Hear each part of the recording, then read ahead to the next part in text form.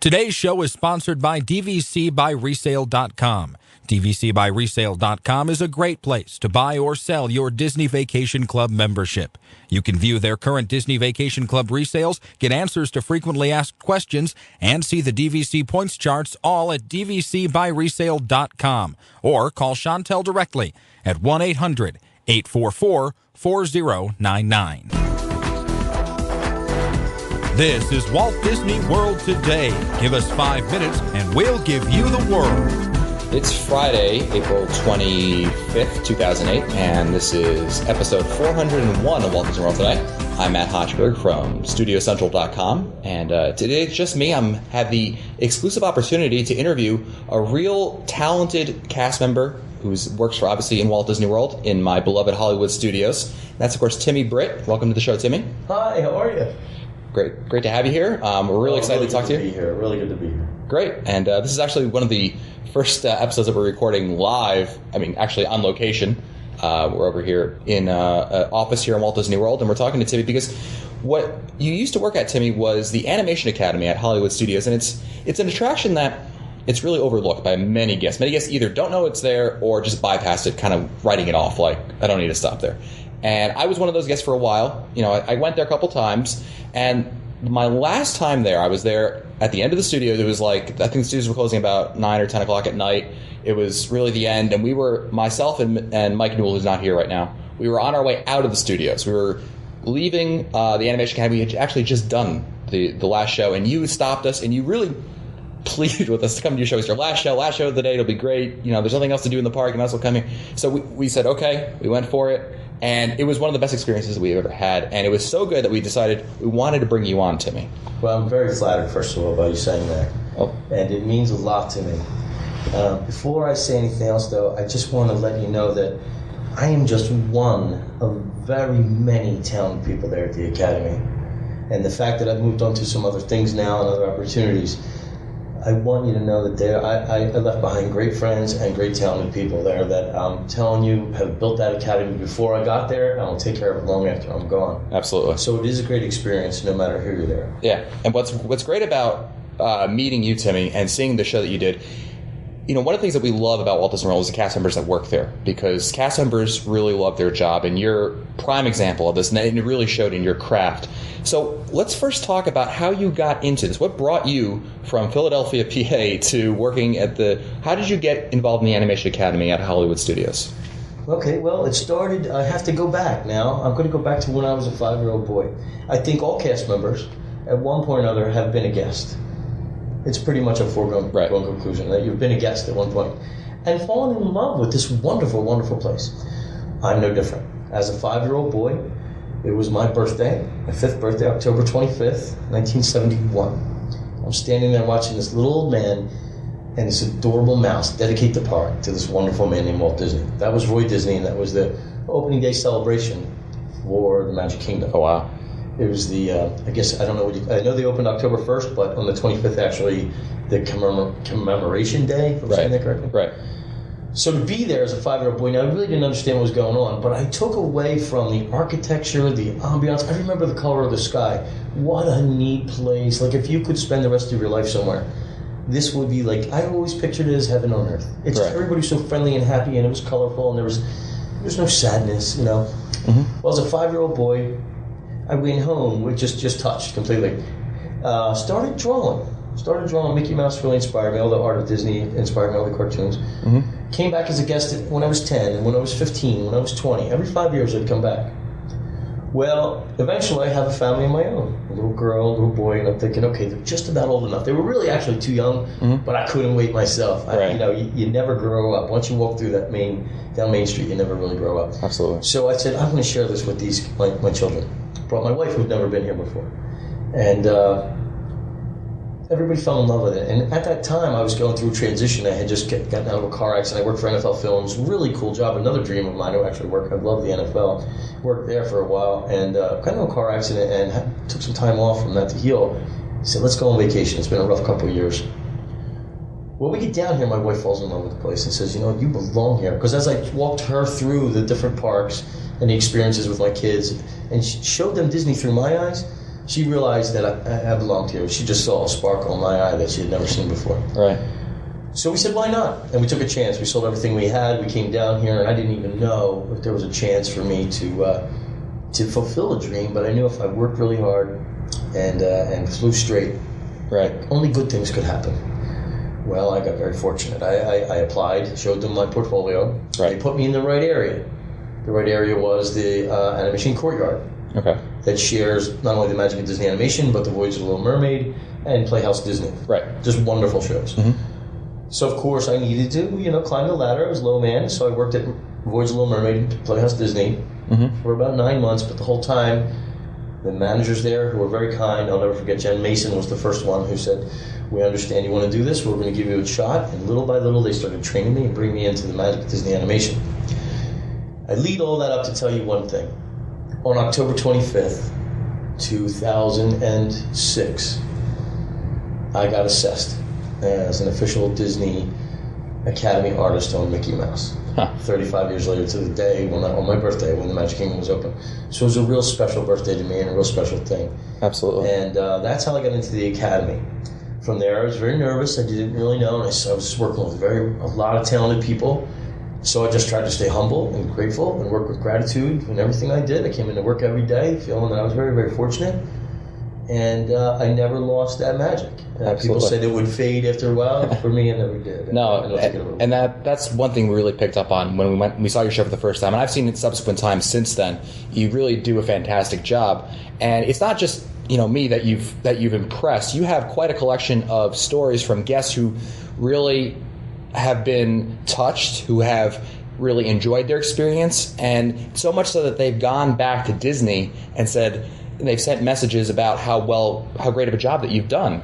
And I thought maybe we could just talk about some of the stories that you've had being an animator there, because it might seem like, okay, we're going to draw Winnie the Pooh, but it's more than that. You make it a real interesting experience for everybody in there. So what are some stories that really stick out in your mind as ones that, from your experience over there, that were really, a great experience for you? Okay, well, to be an animation artist is a real privilege, first of all. An actual animator now is out, they're out in Burbank, and to compare me to an actual animator is quite an honor. But I'm actually not a Disney animator, just to let you know. Sure. A lot of people believe that when they come in, and we have to be very specific. I've done some animation and things like that. So I understand the love of a character, and what an animator has to do is take his heart, which is his biggest tool. A lot of people think it's his skill and his talent and his eye, but it's really your heart. Mm-hmm. And that leads to what I'm getting into next. I, through working at Voyage of the Little Mermaid and Playhouse, realized through doing that, there was times when I had to push strollers, there was times when I'd have to pick up trash, there was times when I'd have to just meet people, but I realized I'd take pictures of families, and I realized that grandmom's in this picture, and it may be the last time, unfortunately, that family gets to spend with grandma. And that picture that I took was the last time they were together. And I realized that was a real honor, and it was a real privilege to be a part of a special memory for somebody. So I realized that memories meant a lot. So when I started my classes and I realized that I could connect with the guest, I never lost sight of the fact that this is a chance for a family to sit down and maybe for the first time this 6-year-old kid draws his Mickey Mouse or her Winnie the Pooh. And I was a part of that. Something that will be in their family room for years. Not in their room, but in rooms around the world. Can you imagine? Yeah, it's artwork crazy. From people coming from all over. I started asking people where they're from, and they're saying Egypt, and they're saying South Africa, and they're saying Canada, and and England. We have so many guests from England. And I'm thinking, wow, this little piece of paper is going to travel around the world, and in it are the memories that people made. It's not just a drawing. We're putting memories on paper.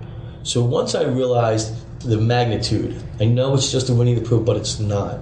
It's that family's time to sit down for 20 minutes, and like the Tower of Terror would have you for 7 minutes, the Rock and Roll roller coaster might get you for 2.5. I actually had an opportunity where I had 20 minutes of a guest hard-earned vacation, and so I took that very serious. So what I did was I just tried to have fun. Let's clown around, and let's make the most of it, because if you draw with a lot of happiness in your heart, your drawing will have a lot more appeal. I learned this lesson with my very first, what Disney has is they call it an applausogram. When a guest has a wonderful experience, they'll go tell guest services, and it's like kind of an attaboy thing. Sure. So I'm in Voyage of the Little Mermaid, and this is one of the experiences I'll never forget. It's when made me realize that this is not just a job. If you'll just bear with me now, sure, go ahead. I'll walk you through it. part of my duties at Voyage of the Little Mermaid in the rotation was the theater position. And you're responsible for getting everybody seated, having to move down, get everybody ready. The show's going to start in about a minute. In the back, or the top of the theater, is where we would normally sit guests traveling in wheelchairs. Well, this one particular show, I just happened to be in the right place at the right time, which I think is actually part of the magic, is that somehow the opportunities are right there for you if you're aware of them and you can recognize them. But I saw this poor little girl, and God bless her, she was she had a spinal very problem with her spine, and she was twisted and turned, and she was facing a pillar. She couldn't see anything, and for me, that just didn't sit well. I knew I couldn't just walk away without doing anything. So half the magic in the park is the guests. Air conditioning's the other half. So I went up to her and I said to her parents, I said, if there's any way I can get some of these guests to just move for me, just slide over, if they'd just be gracious enough to do that, I'd love to put your daughter right up front, right where the rock that Ariel sings from. Right. And would you be interested in maybe moving if it wouldn't be too embarrassing for you and do this in front of the whole entire crowd? They said, no, absolutely not. So I went down, I cleared it with a few guests. They couldn't have been more gracious. That's where the magic lied. Those people had their seats right in the front row. Matt, they gave them up so that this little girl could come down. So there's kindness right there. The first, complete strangers being generous. I just facilitated it. Moved the girl right up front, showing off without a hitch, as it almost always does. Ariel sang just so beautifully. It was wonderful. At the end of the show, I came over to see how she enjoyed it. And it's hard for me to tell you this part because every time I talk about it, I get the chills. But the little girl turned her body and her head and said, "Thank you, Timmy." And it was hard to decipher, but that's what she said. She said, "Thank you, Timmy." And I said, "Oh, well, you're welcome," because I've never met the girl before or anything. And I looked over, and there's her mother is crying, her eyes out, weeping, sobbing. She was inconsolable. Her father jumps up right away because now I have this look on my face like, well, what did I do? I must have. He pulls me aside. I said, "Timmy, you would have no way of knowing this, but our daughters make a wish, and she has about 3 days to live, and she hasn't said a word or turned since she's been sick. So for us to come down here and her mother to see her open up and turn and move and say this, right? You have no idea what you've done for us and our family, and there's no way we can ever repay you. And you've just really given us that magic that we came down here to look for." Now, I just had started the job, and I knew that, that was kind of a powerful thing. Right. To just take an opportunity where somebody needed help, ask other people to be gracious, and here this little girl had a dream come true for her. Is that just a job? No. Is that just a vacation? No.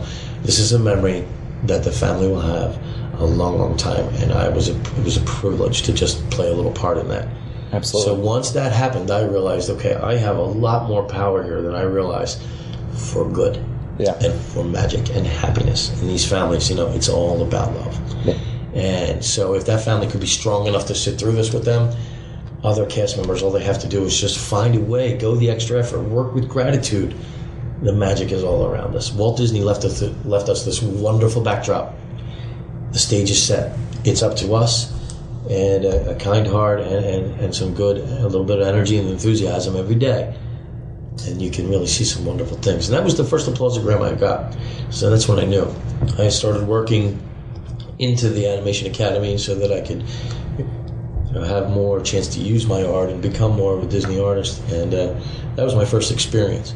Now I'm into the Academy full-time. Now I don't work at Voyage of the Little Mermaid or Playhouse anymore, and I left that in the capable hands of some wonderful cast members, and now I'm into the snow attraction where there's already people that have been there for a while and everything like that. Well, they give us what's called walking time. They give us a few minutes before class because now we're going to be on stage for an hour. So give us 15 minutes if we want to go get a drink or maybe use the restroom, something like that, before we're on stage. Right. Which for me, as you can tell, blah, blah, blah, it's very helpful to have a jug of water or something like that. Sure. So I use that 15 minutes to go into what we call the animation station and recruit. The class only holds 38 people, but people sometimes walk by. They have other things to do. Fantasmic is on the other side of some of the shows, and they have other places to go. Sure. So they walk right by. Well, I try to find a way to just find some people that didn't know about it. Like you were saying, some people don't even know about it. And introduce myself and tell them who I am and offer them the 20 minutes in the Academy, and if they're willing to do it, then I'd love to have them. So a lot of times I'd overload my shows because I don't want anybody to wait another half hour for it if I can get them in there.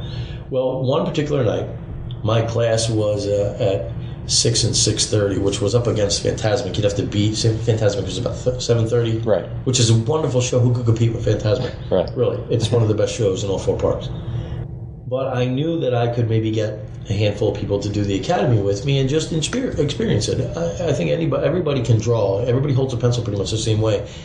And the next great animator might be sitting in your class, and you don't know. Just like I was inspired as a 5-year-old kid, there might be a 5-year-old kid that comes into my class, sets the world on fire with his cartoons or whatever. So just to be a part of that and inspire people is another privilege. Absolutely. But anyway, there's this family, the Dixon family. I will never forget them. And they're all wearing these white shirts with, in the front it says, pray for a miracle, Clay Dixon, and on the back it said, ask how you can help. So obviously they have a child that has something wrong. So I go up to the mother and I said, listen, my name's Timmy Britt, and I'm one of the Academy artists here, and maybe if I drew you a Mickey Mouse, be something nice, you can find Mickey and have him sign it, just a nice little souvenir. In my small part, maybe I can make your vacation just a little bit nicer. Well, she was very kind, and she introduced me to this little boy, Clay, and here's where it just is brutal. This little boy was so smart and so cute and so polite and so well-spoken.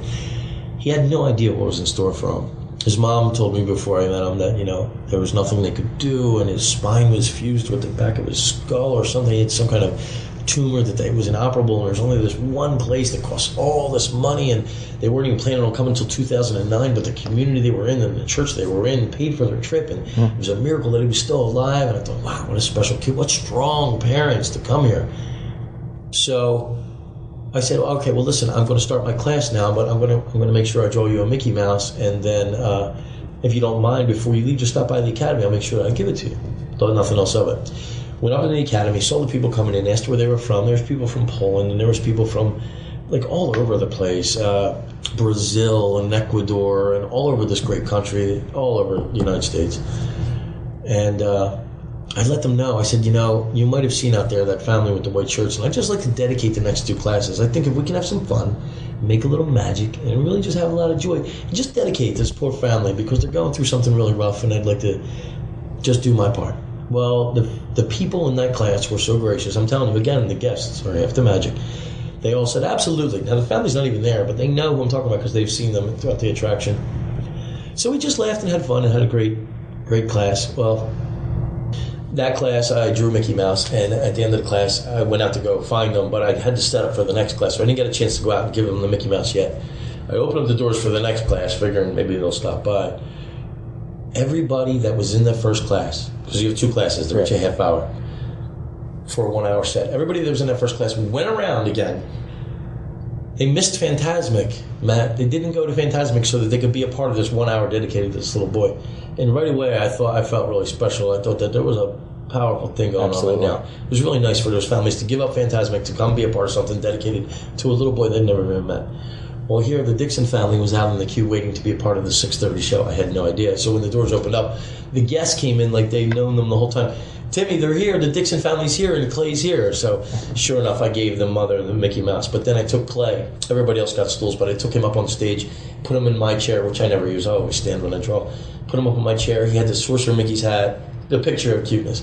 Gave him a lap board, and we decided to draw Winnie the Pooh. Well, right into it. We get into like 2 seconds of the drawing, and Clay's little pencil breaks. And so I don't know, I was inspired. I said, you know what, Clay, I don't want you to give up.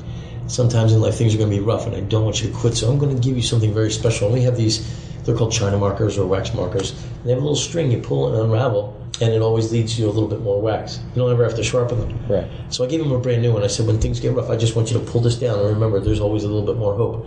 Keep on going. Don't give up. Don't quit. The audience picked up on what I was saying without telling a 6-year-old boy, you have a fight of your life ahead of you. Right.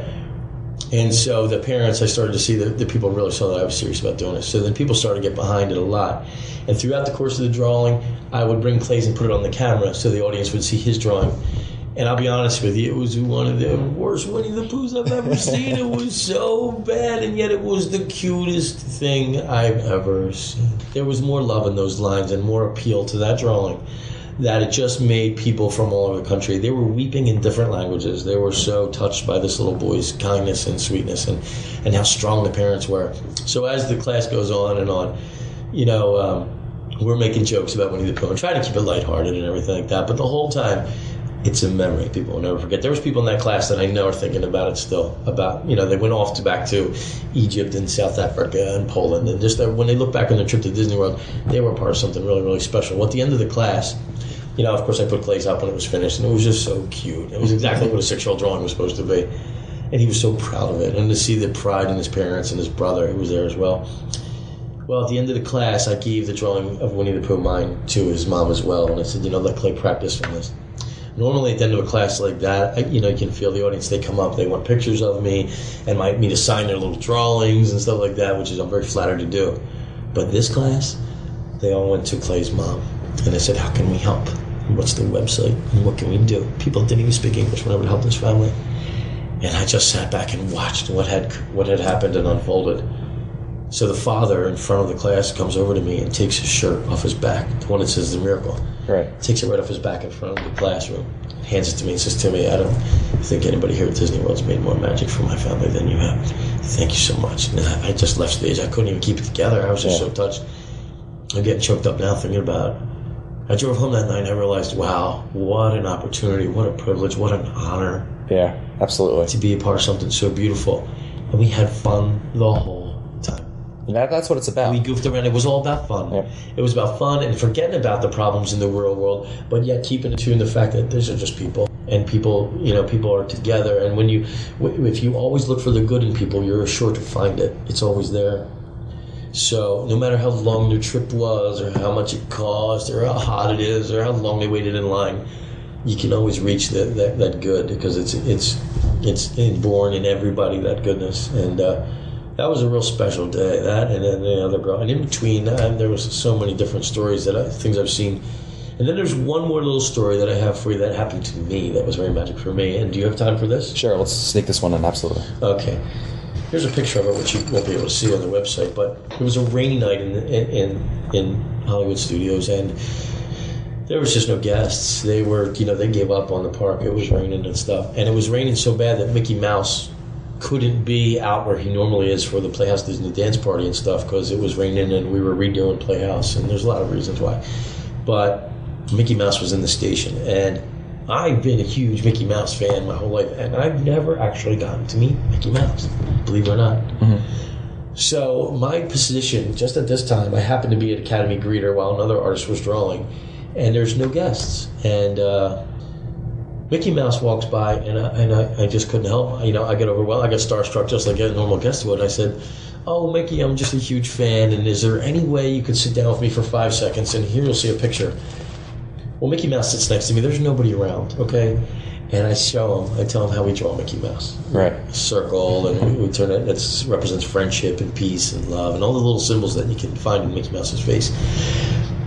Well, I'm drawing with him. I'm thinking, man, this is really, really cool. What an opportunity for me.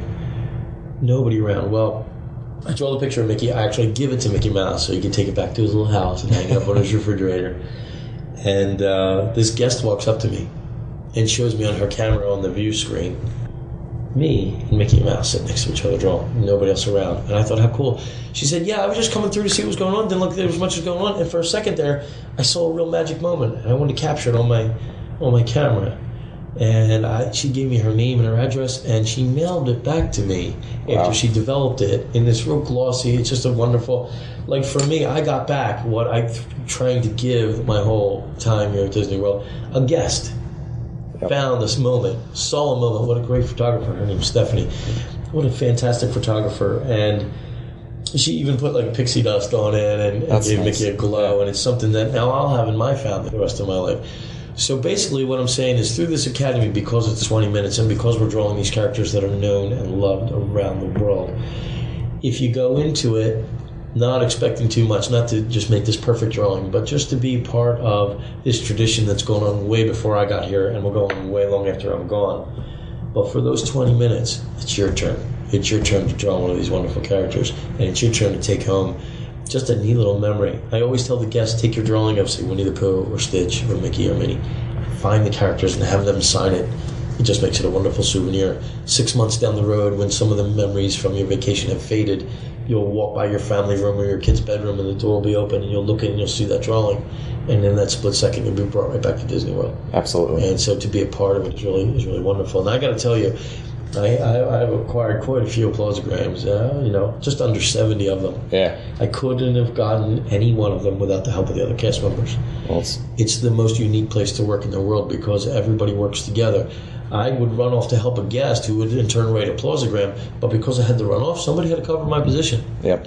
So there was always somebody behind me supporting me, and the managers were wonderful, and they knew that I had this rapport with the guests and that I loved interacting. Well, it's terrific, and we can, I've said it to you before, Timmy. It's your passion for your craft really is shown, and it's one of the, we're talking about the Animation Academy at the Magic of Disney Animation but here. It's one part of the attraction that gets overlooked, and I wish that it didn't. Yeah. It was the flagship academy for the other parks in the world, and they've all taken it and made bigger auditoriums out of it. We still have 38 desks, and I would love to see someday Disney do something where they film, a class that they can put on the Disney Channel, so the kids at home who maybe not be fortunate enough to come to Disney World yet get a chance to actually draw and draw with one of the very talented people over there at the Magic of Disney Animation. Well, Timmy, thanks for coming on and talking with us. It was my pleasure. Thank you so much, man. Anytime. And that's it for us today. If you want to find our older episodes, read our show notes, or send us your comments, visit the Walt Disney World Today website at www.wdwtoday.com. For Len Testa, Mike Scopa, and Mike Newell, I'm Matt Hochberg. We'll see you on the next show.